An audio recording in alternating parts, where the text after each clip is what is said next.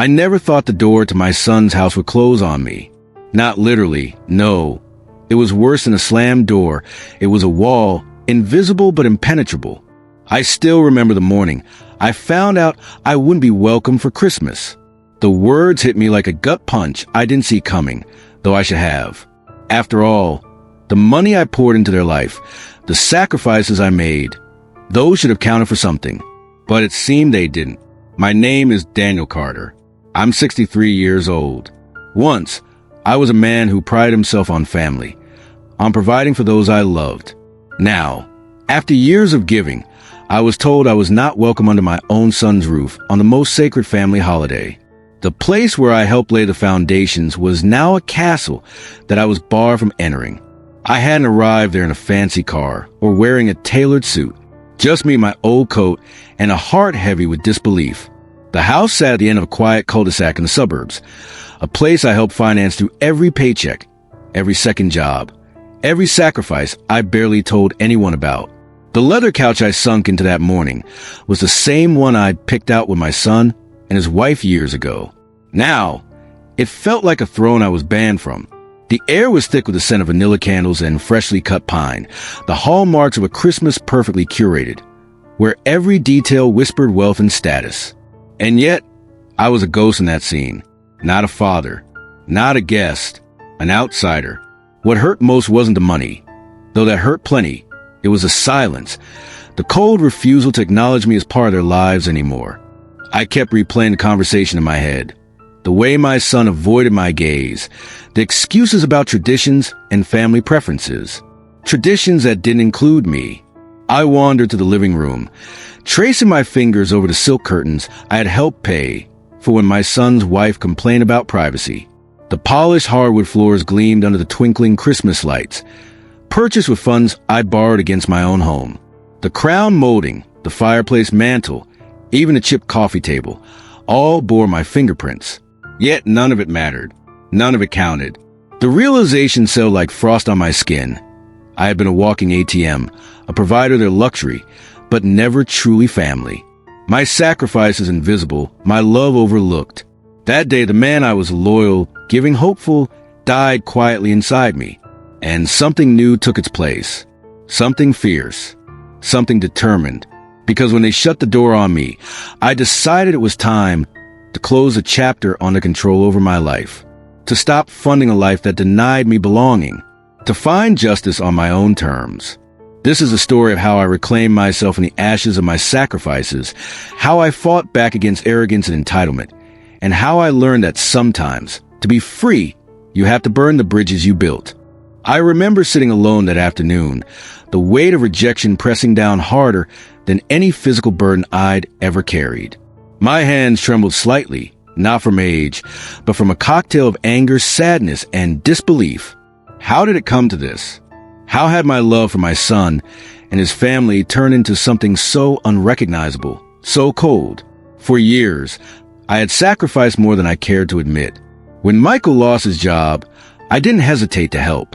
I refinanced my house, not once but twice, to cover their mortgage payments. That house, which now glistened with holiday decorations, was built on my debt. I was living paycheck to paycheck, scrimping and saving so they could live comfortably, while my own bills piled up in the shadows. I pulled out the worn folder from my kitchen drawer, the one I kept hidden from prying eyes, filled with bank statements, loan documents, and receipts. The numbers stared back at me like an accusation. 5 years of automatic transfers, nearly $3,000 each month, vanishing into accounts I no longer cared to open. More than $160,000 poured into a life that refused to include me. I'd miss birthdays, work overtime, sold things I loved, all so they could have the life I dreamed for my family. Maria, my late wife, had always believed in me, in us. She said a father's love is measured in more than words. It's in every hard choice, every sleepless night. But I had started to wonder if all that love had been a one-way street. It wasn't just the money. It was the silence that followed each sacrifice, the cold looks, the subtle disdain. Isabella, my daughter-in-law, with her perfect designer clothes and delicate smiles, treated me like an inconvenience. Her parents were coming for Christmas. she said, and it wouldn't be appropriate for me to be there. The unspoken message was clear. I didn't belong in their world. I thought about the times I'd driven hours to help fix their broken appliances, the weekends I spent assembling furniture while they were out enjoying their social events, the nights I stayed awake worrying about how to cover the next payment, the dinners I skipped to send them gifts they never thanked me for. I was exhausted, not just physically, but emotionally drained. The man who once wore pride like armor was now a shadow in his own life. The realization that my generosity had been taken for granted felt like a slow poison. That evening, I sat on the cracked porch steps of my modest home, the cold December air biting through my coat. Around me, neighbors laughed and sang carols. Families gathered inside warm houses adorned with lights. But in my world, the silence was deafening. I lit a cigarette, the smoke curling upward, mixing with a mist. The flame's glow reflected in my eyes, revealing the spark of something new, a determination to take back control. I couldn't change their hearts or their prejudices, but I could stop sacrificing my peace for their pride. I began making plans, quietly at first. Calls to the bank, inquiries about refinancing again, but this time to protect myself. It was time to draw a line, to stop funding a family that had forgotten what family meant. I wasn't naive. I knew the road ahead would be rough. There would be backlash, guilt trips, and perhaps even more rejection. But I'd already lost so much. What did I have left to lose? That night, as I lay awake in the dim light of my bedroom, memories flooded in. Maria's gentle smile, Michael as a boy chasing snowflakes in the yard, the warmth of holidays past. I let the tears fall silently, mourning not just the family I had, but the one I hoped for.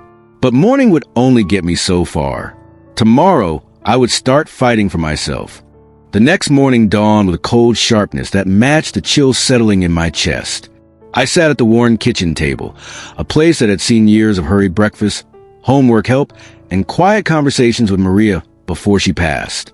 Now, it was just me and the echo of memories. My hands gripped a chipped coffee mug, the heat seeping into my skin, grounding me to the moment.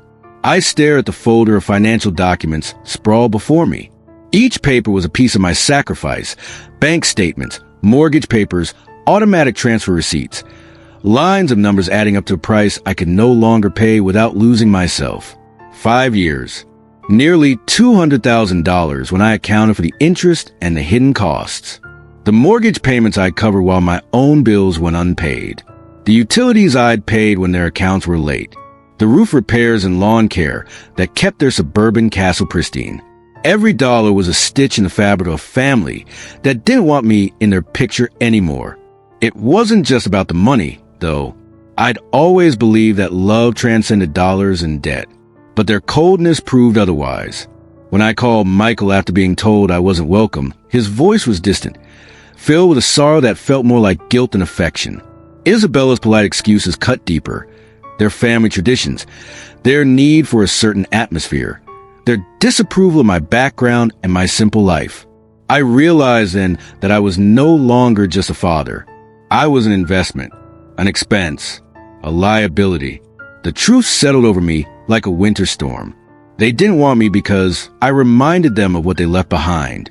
The man who worked blue-collar jobs, who wore his worn boots with pride, who didn't speak in polished tones or understand the rules of their elite circles. I was a relic of a past they wanted to erase, a shadow that clashed with their perfect holiday facade. I felt anger simmer beneath the surface, but I also felt exhaustion. Exhaustion from pretending that my sacrifices were welcomed, that my presence was cherished. I'd been a ghost in their lives, a source of funds, but never of affection. That day, I made a decision.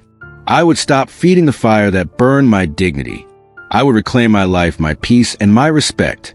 I would cancel the automatic transfers, withdraw my support, and watch their world shake without me propping it up. I picked up the phone and dialed the bank's customer service line. The voice on the other end was polite, professional, unaware of the storm brewing in my heart. After verifying my identity, I requested to cancel the mortgage payments I'd been covering for my son and daughter-in-law's house. The clerk expressed surprise but complied without judgment. As I hung up, a strange mix of relief and fear washed over me. I was crossing a line I couldn't uncross. There would be consequences. I knew that Michael and Isabella would not take this quietly, but I had reached my breaking point. Days passed with a tense silence. My phone buzzed constantly with messages from Isabella, demands, pleas, veiled threats. Michael called too, his voice shaky with confusion and frustration. He begged me to reconsider, to think about the family, about traditions. But I was done listening. One evening, as the winter wind howled outside, I sat by the fireplace with a glass of whiskey. The amber liquid burned as it went down, but it was a comfort, a reminder that I still had something to hold on to, something that was mine. I thought about Maria's voice, the way she'd tell me to stand tall, to fight for what I deserved. I thought about the years of quiet suffering, the moments of loneliness hidden behind smiles and polite nods. I was ready to fight, not just for money or property, but for respect, for recognition, for justice. I began to gather my evidence, the bank statements, the mortgage papers, the text messages and emails where Isabella made her contempt clear. I documented every automatic payment, every favor I'd done, every insult I'd endured. It was a war I never wanted to wage, but a war I had no choice but to fight. One morning, I sent a letter to their lawyer, notifying them of the payment cancellation and stating my intent to sever financial ties. The letter was firm but respectful, making clear that my generosity had limits, and those limits had been reached. The silence that followed was deafening. Then came the backlash. Michael's face appeared on my doorstep one afternoon, tired and pleading. Isabella's calls turned into confrontations. Friends and family took sides. The Christmas I'd hoped to salvage became a battlefield. But for the first time in years, I felt a strange sense of power. I wasn't just a victim of their neglect anymore. I was a man reclaiming his dignity. That night, as I locked the door behind Michael's retreating figure, I knew the road ahead would be hard. But I also knew that this was only the beginning of my story.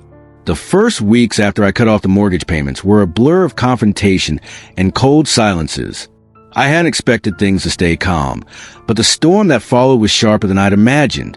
My son, Michael, was caught between two worlds, his wife's family's expectations and the father who had sacrificed everything to give him a chance. I could hear the weight in his voice whenever he called, a mix of anger, guilt, and confusion. Isabella, on the other hand, was relentless. Her calls started polite but quickly turned biting, filled with thinly veiled insults disguised as concerns.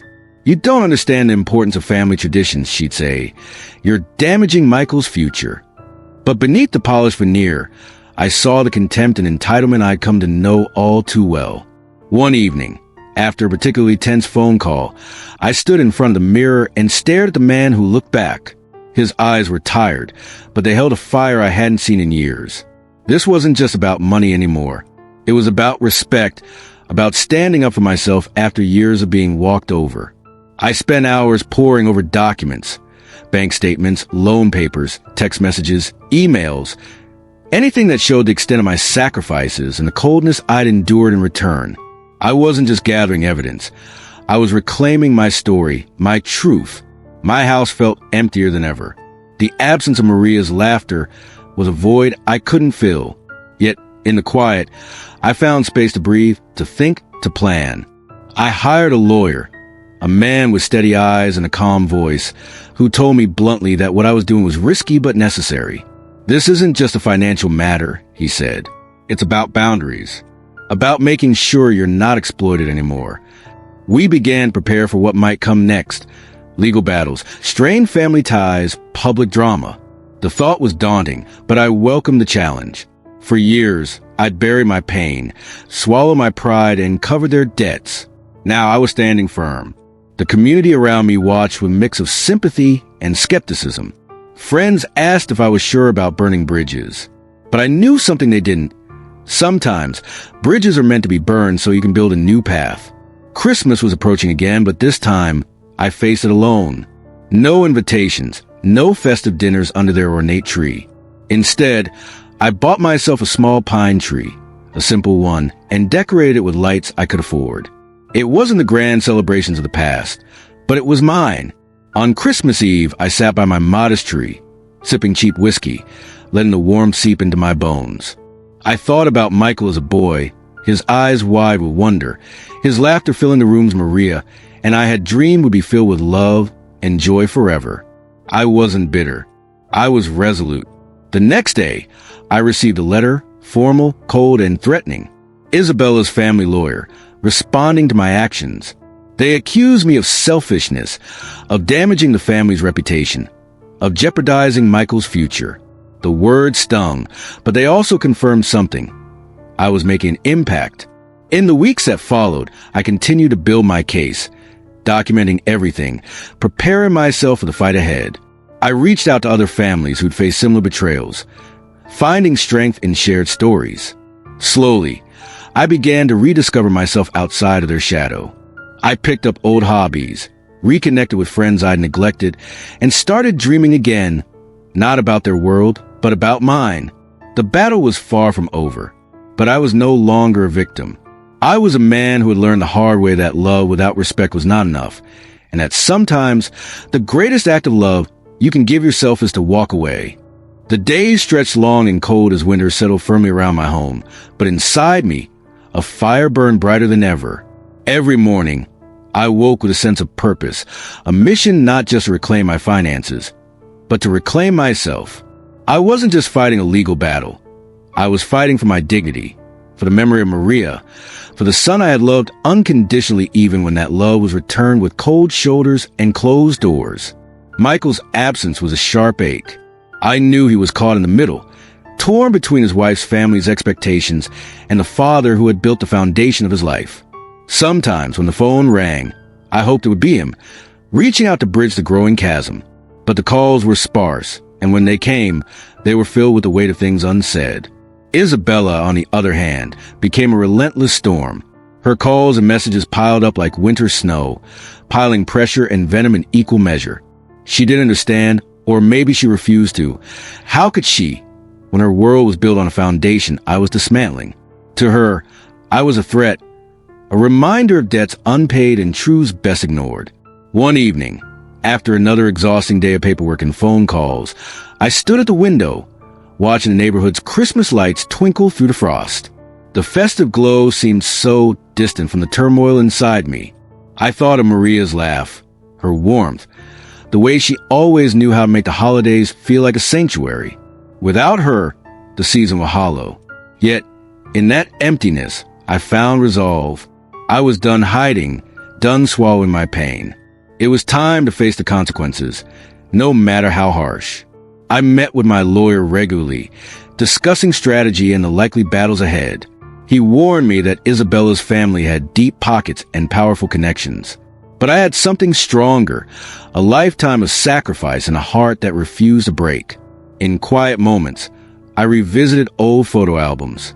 Pictures of Michael as a boy, full of life and promise, with Maria and me smiling beside him. Those memories fueled me, reminding me of why I had to keep going. The fight wasn't just about money or property. It was about respect, about being seen and heard after years of invisibility. It was about teaching my family that love without acknowledgement was not love at all. As Christmas approached again, the tension reached a fever pitch. I received a summons, a formal court notice requiring my presence. The legal war was no longer on paper. It was real, raw, and personal, but I refused to back down. On the day of the hearing, I dressed in my best clothes, not for them, but for myself. I stood tall in that courtroom, surrounded by strangers, but carrying the weight of every unpaid bill, every cold word, every silent dinner. The battle was fierce. Arguments flew like arrows, but I answered with facts, with documents, with the quiet dignity of a man who had given everything and refused to be broken. Days turned into weeks as the case unfolded. Media began to take interest in the story of the father, who fought back against a family that rejected him. I received messages from strangers, sharing their own tales of betrayal and resilience. Their word became a balm, a reminder that I was not alone. Despite the pain and the struggle, something unexpected happened. I began to heal.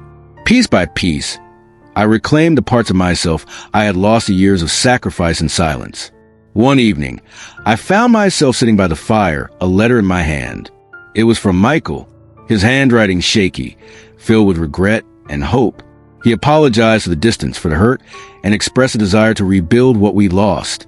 Tears welled in my eyes, not of sorrow, but of cautious joy. The path ahead was uncertain, but for the first time in a long time, I saw a flicker of light. I was no longer the man who had been invisible in his own family's life. I was a father, a survivor, a man who had fought for his place and won, not just in court, but in his own heart. The courtroom felt like a battlefield, cold and unforgiving, where every word spoken could either build a fortress or crumble the walls of what little remained of my dignity. I sat at the plaintiff's table, surrounded by stacks of documents, the evidence of years spent giving everything to a family that had slowly drifted away from me. The faces around me were unfamiliar, lawyers, judges, clerks, but the weight of the fight was personal, heavier than any legal jargon could express. This was my story, my pain laid bare in a sterile room filled with whispers and the rustling of papers. Michael wasn't there. Not once. I heard later that Isabella had discouraged him, warning him about making things worse. But the absence of my son hurt more than any courtroom cross-examination. It was a silent reminder of the gap that had grown between us, a chasm carved by years of unspoken resentment and the invisible toll of my sacrifices. The opposing counsel was sharp, relentless, tried to paint me as a bitter old man lashing out his family, as if generosity was a trap I had willingly walked into. But I held my ground. Every figure on those bank statements, every text message filled with veiled insults, every detail of my financial support, it all told the truth they couldn't deny. Days bled into nights as the case unfolded, each hearing a test of my endurance. I learned the legal language of family disputes, discovered the cold mechanics of money and power that ruled over what should have been love and respect. Yet, amidst the trials, I found unexpected allies. Neighbors who had watched my quiet suffering step forward with words of support. Friends I had lost touch with returned, offering kindness and strength. Even strangers sent messages, telling me their own stories of betrayal and redemption. It was humbling and uplifting. I realized I was not alone, not in my pain, not in my fight. One afternoon, as the snow began to fall softly outside the courthouse windows, I received a letter. The handwriting was familiar, trembling with emotion. It was from Michael. He spoke of regret or confusion, of being caught between two worlds. He admitted to mistakes, to not understanding the depth of my sacrifices until it was nearly too late. His words were cautious but sincere, a first step toward healing. Tears blurred my vision as I read and reread the letter. For years, I had been invisible to the son I loved most, but now there was a flicker of hope, a chance to rebuild, to reclaim the bond that had been stretched thin but never truly broken. The days that followed were a mixture of preparation and reflection. I continued to fight the legal battle, but also began reaching out, opening doors that I had long left closed. Isabella's opposition was fierce. Her family wielded their influence like a shield, refusing to acknowledge the depth of the wounds beneath the polished surface. They tried to turn the narrative, to frame me as the antagonist in a story they wanted to control. But their power was waning against the truth. The judge, a stern woman with sharp eyes, saw through facades. Her questions cut to the heart of the matter. What does family mean when love is conditional? When generosity is met with disdain? Outside the courtroom, the media attention grew. The story of a father standing up to a family that rejected him captured hearts and sparked conversations about pride, sacrifice, and the true meaning of kinship. I was careful with interviews, speaking honestly but without bitterness. I wanted the world to see the man behind the headlines, a man who gave everything, lost much, but refused to be broken. At home, I found comfort in small routines, tending my garden, cooking meals Maria used to love, reading books I had set aside for years. These moments grounded me, reminding me of the life I still had to live beyond the courtroom battles. One evening, Michael called. The voice was tentative but steady. We spoke for hours, unraveling years of silence, misunderstanding, and hurt. He apologized for the pain he had caused, for not standing by me. I forgave him, knowing that healing was a journey, not a destination. Our conversations became more frequent, tentative bridges rebuilding a foundation of trust and love. It wasn't perfect, but it was real. The legal proceedings neared their conclusion. The judge's ruling would set the course for our family's future, whether the sacrifices I had made would be acknowledged or dismissed. As I waited for the verdict, I reflected on the journey, the loneliness, the fights, the heartbreaks, and the small victories. I was no longer just a man fighting for money. I was a man fighting for respect, for recognition, for the right to be part of my son's life on my terms. The reckoning was near.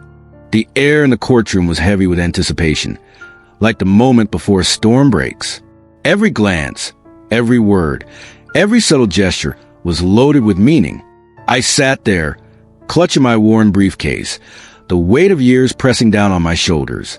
But beneath the exhaustion was a resolve stronger than ever. I had spent months preparing for this moment, gathering evidence, piecing together the puzzle of my sacrifices, and facing the cold reality that love alone wasn't enough to keep a family intact. Michael was absent again. His silence echoed in the courtroom more loudly than any spoken word. I understood, though he was still torn, caught between loyalty to his wife's family and the father he had once revered. But his absence stung like salt on an open wound. Isabella's family had deployed their full arsenal. Lawyers skilled in deflection, media strategists spinning stories, friends and acquaintances summoned to testify on their behalf.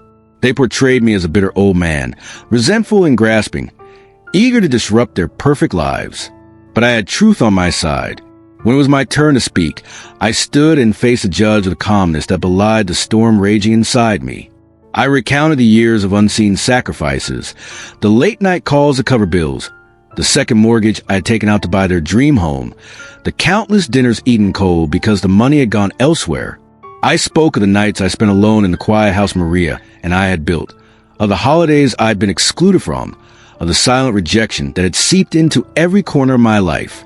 My voice didn't waver. I wasn't there to plead. I was there to assert my worth, my right to be recognized not just as a provider but as a father, as a man deserving of respect. Outside the courtroom, the media frenzy intensified. Stories spread like wildfire, sparking heated debates online and in living rooms across the country. Some hailed me as a symbol of perseverance and dignity. Others painted me as a cautionary tale of family strife.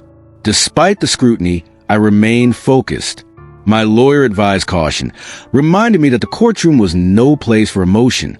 But I knew that behind every legal argument was a human story, and I refused to let mine be silenced. At home, the silence was deafening. The empty rooms bore witness to years of neglect, but also to the strength I was building within myself. I found solace in routine, early morning walks through the neighborhood, cups of coffee by the window, moments spent tending to my small garden. Then one evening, the phone rang. It was Michael. His voice was hesitant but sincere. We spoke for hours, unraveling layers of pain and misunderstanding that had built up over the years.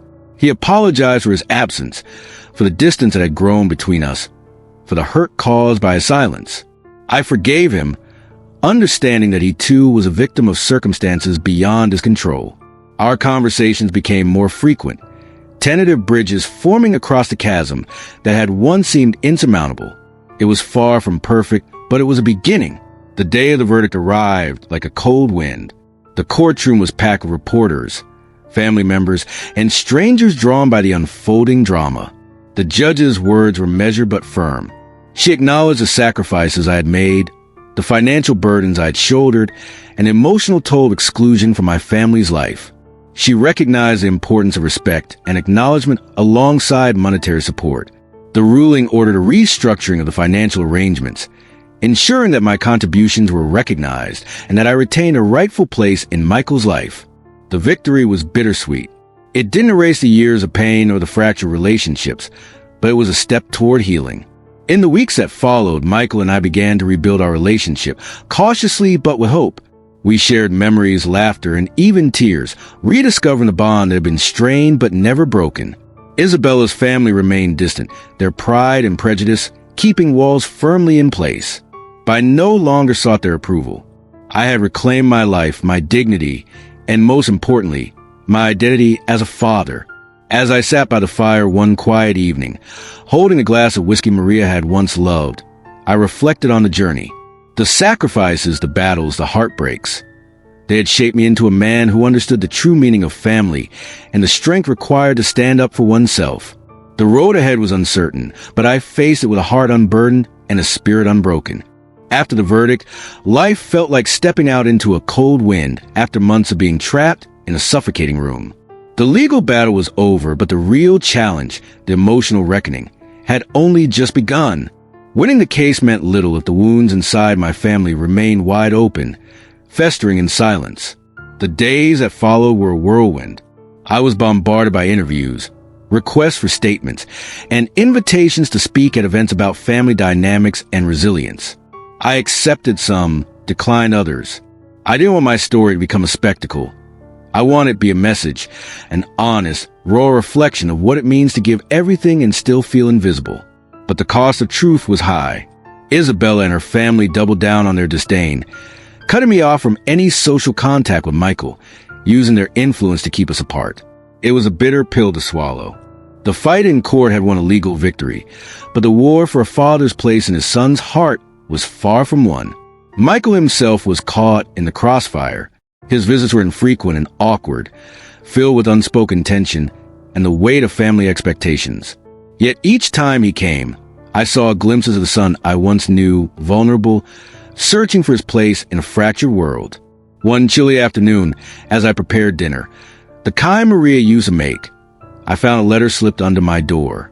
The handwriting was unfamiliar, the paper thick and slightly worn. Inside was an apology from a distant relative of Isabella's, a woman who had watched the family's treatment of me and felt compelled to reach out. Her words were a balm, a reminder that not all bridges were burned. Sometimes, healing begins in the quietest of gestures. Inspired by her letter, I began reaching out to old friends and family members I'd lost touch with over the years. Slowly, a network of support and understanding formed around me, reminded me that family isn't always defined by blood or proximity. Still, the nights were the hardest. Alone in the house Maria and I had built, the silence pressing like a physical weight. I would sit by the fire, sipping whiskey, letting memories wash over me, the laughter, the love, the bitter disappointments. Sometimes I caught myself wondering if it was all worth it. The years of sacrifice, the endless struggle for acknowledgement. But then I remembered Maria's smile, Michael's childhood dreams, the moments when love had shone through the cracks. Those memories kept me going. On a particularly cold evening, Michael arrived unannounced. His eyes were red-rimmed, his voice thick with emotion. He admitted to me the pressure he felt. From Isabella, from her family, from the expectations that threatened to crush him. We talked for hours, breaking down walls of silence and pain. For the first time in years, we spoke not as adversaries, but as father and son. That night, a fragile but genuine bond was rekindled. The road ahead remained uncertain. Isabella remained a barrier, a force determined to keep us apart. But I no longer feared her or the walls she built. I had found strength within myself, in the truth of my story and the love that refused to die. As the new year dawned, I resolved to keep fighting, not just for recognition or money, but for the simple, profound right to be part of my son's life. The battle for family was far from over, but for the first time in a long time, hope glimmered on the horizon. The air was thick with tension the moment I stepped back into the house I had once considered a sanctuary, now a battleground of memories and shattered dreams. The walls, once echoing with laughter and love, now seemed to close in on me with cold indifference. It was here, in this hollow space, that the full weight of my sacrifices pressed down hardest. I looked around the room where Michael had taken his first steps, where Maria and I had celebrated birthdays, anniversaries, and holidays filled with hope. Now it was just silence. The silence of absence, of rejection, of unspoken pain. But this silence was deceptive. It concealed a storm raging within me, a storm fueled by years of love met with disregard, of giving without gratitude. The legal victory I had fought so hard to win was a hollow triumph without Michael by my side. His visits, when they happened, were fleeting, filled with awkward silences and the ghosts of family expectations hovering over every word. Isabella's shadow loomed large, a constant reminder that the barriers between us were not just physical but emotional, carved deep by pride and prejudice. One evening, as the winter wind howled outside, I found myself sitting alone by the fireplace, the flames flickering shadows across the walls. My phone buzzed. It was Michael. Hesitant, unsure, he asked if he could come over. I welcomed him without hesitation, yearning for the connection that had long been missing. When he arrived, the air was thick with unspoken emotions. We sat in silence for a while before he finally spoke, his voice trembling with vulnerability. He confessed the pressure he felt. From Isabella, from her family, from the invisible chains of obligation that had bound him for years. "I never wanted this distance," he said. "I just didn't know how to fight it." Hearing those words, a dam broke inside me. The years of loneliness, the hurt, the endless sacrifices, all found a voice in my tears. For the first time in years, we spoke honestly, laying bare the wounds that had festered in silence. That night marked a fragile new beginning. It was a step toward healing, a tentative bridge across the chasm that had grown between us. But the path was steep and fraught with challenges. Isabella's presence was a constant threat to our fragile truce. She wielded her influence like a weapon, turning friends and family into allies of exclusion. The house that had once been our shared home was now a fortress guarded by walls of pride and bitterness. Yet, despite the obstacles, Michael and I persevered. We met in secret, shared memories, and began to rebuild a relationship that had been on the brink of collapse. Each conversation was a small victory, each moment a connection, a beacon of hope, but the cost was high. The emotional toll of navigating this fractured family weighed heavily on both of us.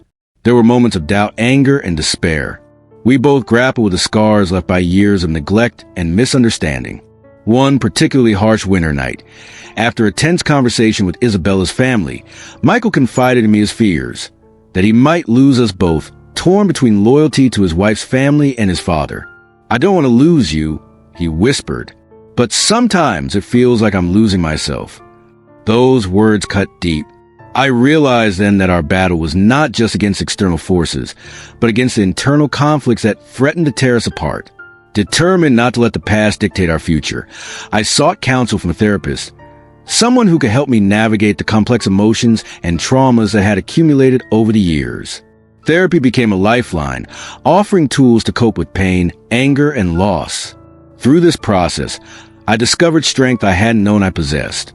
I learned to set boundaries, to demand respect, and to recognize that love, while powerful, is not always enough to heal deep wounds. Meanwhile, Michael and I continued to rebuild, slow and steady. Our conversations grew deeper, more honest. We shared stories of Maria, of childhood memories, and dreams for the future. But even as hope blossomed, shadows lingered. Isabella remained a formidable adversary, refusing to acknowledge the changes or to soften her stance. The tension reached a boiling point when she confronted me directly, accusing me of trying to tear her family apart. Her words were harsh, laced with bitterness and anger. But I stood firm, no longer willing to be silenced or diminished. I told her that my fight was not against her, but for my son, for the family I had loved unconditionally. The confrontation was painful but necessary. It laid bare the fractures in our family and forced each of us to confront uncomfortable truths. As the months passed, the bond between Michael and me grew stronger, tempered by the trials we had faced. We made plans to spend more time together, to rebuild the traditions that had been lost. I realized that forgiveness of others and of myself was a key to moving forward. It was not about forgetting the past, but about embracing the possibility of a new future. Sitting by the fire one evening, I thought of Maria and the life we had built. I felt a deep sense of peace, knowing that despite the pain, the journey had led me back to what truly mattered: love, resilience, and the hope for reconciliation. The heart of the storm had passed, but the journey toward healing was ongoing, and I was ready to face it one day at a time. There comes a moment in life when the weight of silence becomes unbearable, when the fractures of the past demand to be faced head-on. For me, that moment arrived not in a blaze of anger, but as a quiet, steady resolve that I could no longer stand in the shadows of neglect and denial. It was time to claim the life I had built, the dignity I had fought for, and the love I still deserved. The months following our tentative reconciliation with Michael were bittersweet. On one hand, our bond grew stronger, nurtured by honesty and a shared longing to reclaim what had been lost. On the other, the presence of Isabella and her family remained a chasm between us, a reminder that healing required more than just time. It demanded courage, confrontation, and above all, truth. It was during one of those long winter evenings, sitting in my study surrounded by faded photographs and stacks of unopened mail, that I realized the battle I had been fighting was not just about money or pride. It was about identity, about who I was as a father, a husband, a man who had given everything for a family that seemed to have forgotten him. I took a deep breath and reached for my phone. I knew I had to take one final step, a reckoning not just with Isabella's family, but with my own soul. The next days were a whirlwind of preparation. I sifted through old letters, bank statements, and journal entries, evidence not just of financial sacrifice, but of emotional endurance. I sought advice from lawyers, counselors, and trusted friends who reminded me that standing up for myself was not selfish, but necessary. Then came the moment I dreaded and anticipated all at once. A family gathering was planned, an event where Isabella's parents and their circle would be present. I was invited reluctantly, but I saw it as my chance to face them with the truth I had carried for so long. The night was cold, the air crisp with the kind of clarity that only winter brings. I arrived early, the weight of years settling on my shoulders, but beneath a fire burned, a fire fueled by the hope for closure, for justice, for peace. As the guests arrived, I recognized faces familiar and foreign. The room was adorned with polished furniture, sparkling crystal, and an atmosphere of calculated sophistication. But beneath the surface, I sensed the same coldness that had haunted me for years.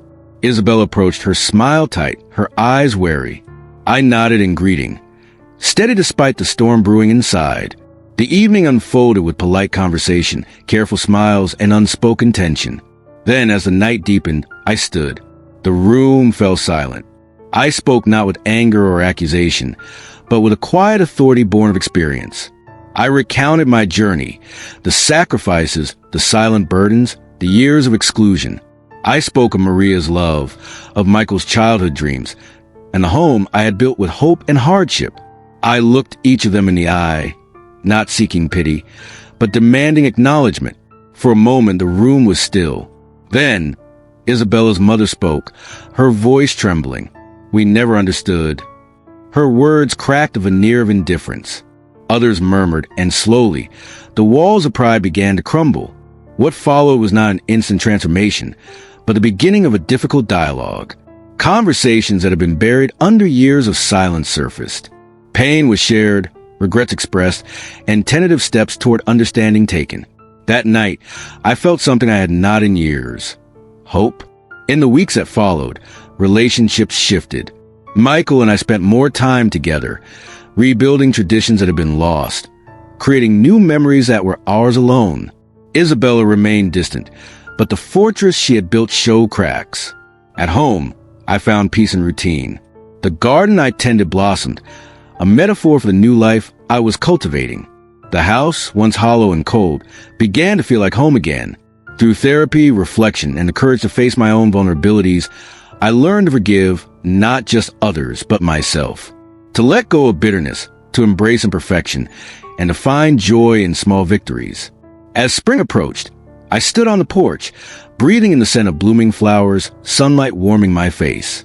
I thought of Maria, of Michael, and of the journey that had brought me here. Life had not been easy. It had tested me, broken me, and rebuilt me in ways I never imagined.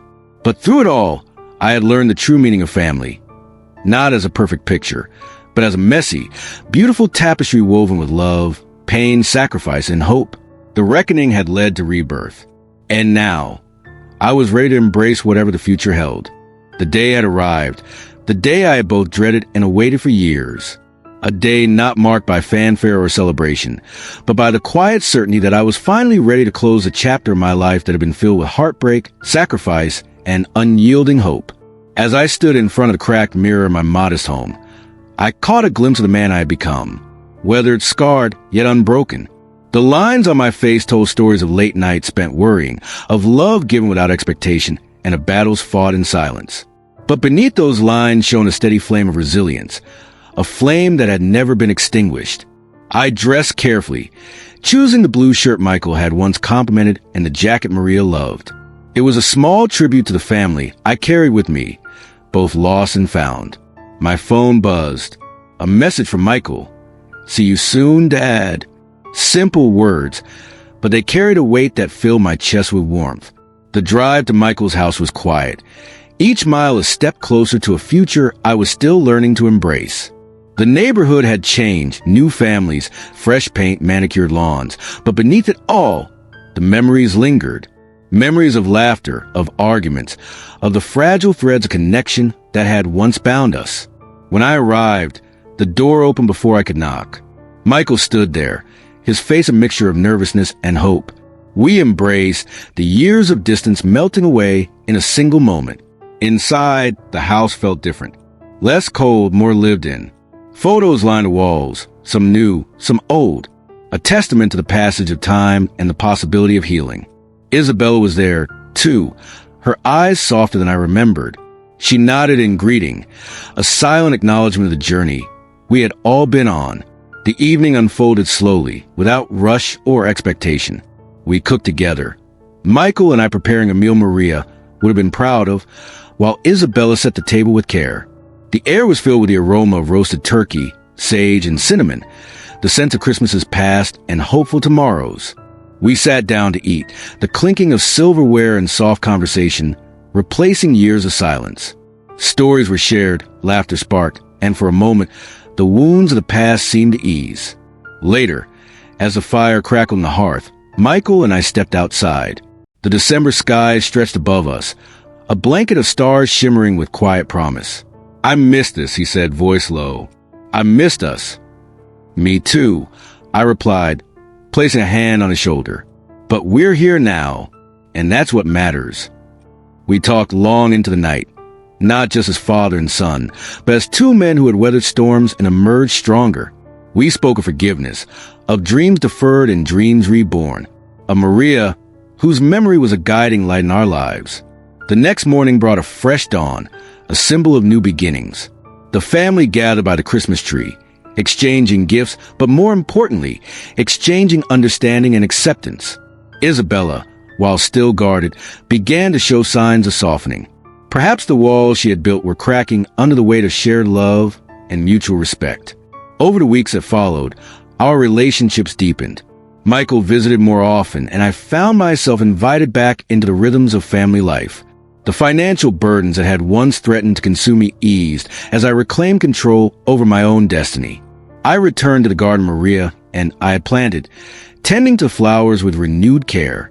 Each bloom was a testament to resilience, to the beauty that can arise from hardship. Reflecting on the journey, I realized that family is not defined by perfection, but by the willingness to forgive, to grow, and to embrace the imperfect love that binds us. My heart, once heavy with disappointment, now carried a quiet joy. As Christmas lights twinkled around the neighborhood, I raised a glass to Maria's memory, to Michael's future, and to the family we were rebuilding one day at a time. Merry Christmas to me, indeed,